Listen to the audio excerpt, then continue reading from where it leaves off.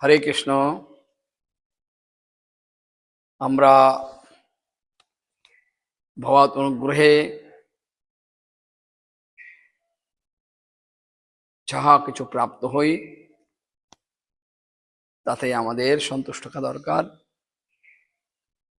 কারণ এই ভগবান এই বিশ্ব সংসার সৃষ্টি করেছেন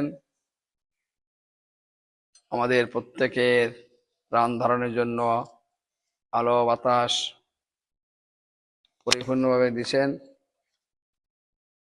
এখন তার সৃষ্টিতে আমরা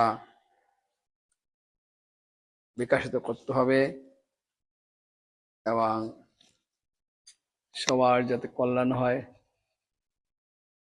সেইভাবে আমাদের নিজেকে পরিচালিত করতে হবে। মানব সমাজ আজ দ্বিধা বিভক্ত, সবাই প্রতিযোগিতা করছে, সংগ্রাম করছে। এর ফলে পৃথিবী তথা বিশ্বমঞ্চে অস্থিরতা প্রসারিত হচ্ছে। কেন এই অস্থিরতা, কেন এই বিড়ম্বনা? শুধু একমাত্র নিজেকে প্রতিষ্ঠার জন্য আমরা এগিয়ে চলছি। তাই আমাদের যিনি পরমপিতা, বিশ্ব সংসারের প্রকৃত মালিক, তিনি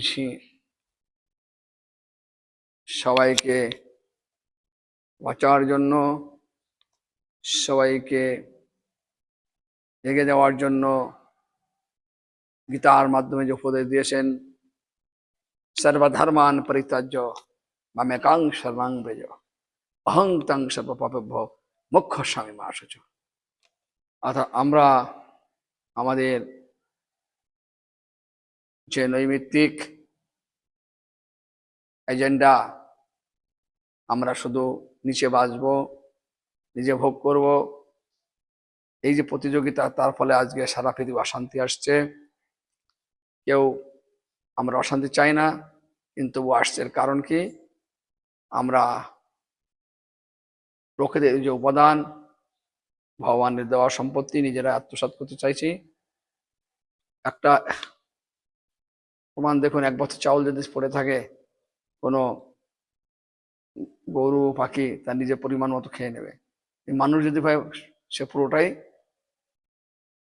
এটা দখল করবে, পুরোটাই নিয়ে চাইবে। এর ফলে পৃথিবীতে কৃত্রিমভাবে খাদ্য সংকট দেখা দিছে। আমাদের গোস্বামী